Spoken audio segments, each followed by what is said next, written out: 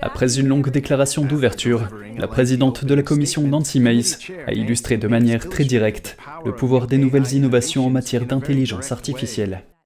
Tout ce que je viens de dire a été, vous l'avez deviné, écrit par ChatGPT. ChatGPT est une technologie d'IA qui peut imiter de manière convaincante l'écriture humaine, l'art visuel et d'autres formes d'expression. Eric Schmidt, ancien PDG de Google, affirme que l'apprentissage automatique a pris le monde d'assaut.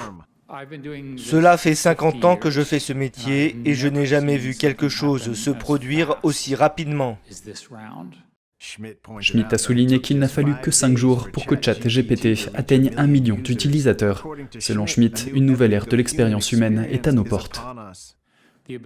La capacité d'avoir des intelligences non humaines avec lesquelles nous travaillons et avec lesquelles nous devons parfois traiter est un changement majeur dans l'histoire de l'humanité. La représentante Marjorie Taylor Greene s'interroge sur le remplacement de l'homme par l'intelligence artificielle. Elle a cité des exemples de grandes entreprises technologiques qui licencient par milliers, alors que certaines d'entre elles investissent des sommes considérables dans l'entreprise OpenAI.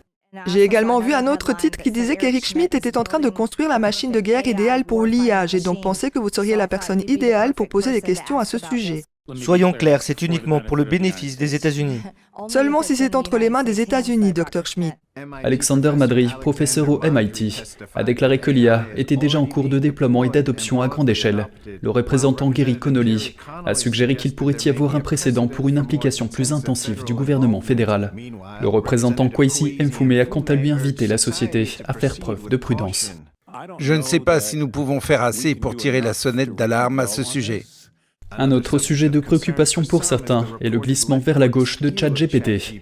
Jeff Carlson d'Epoch TV a écrit sur l'apparente partialité politique du logiciel sur tous les sujets, du président Biden à l'ancien président Trump en passant par la brèche dans le Capitole du 6 janvier. Daniel Monaghan, NTD Actualité.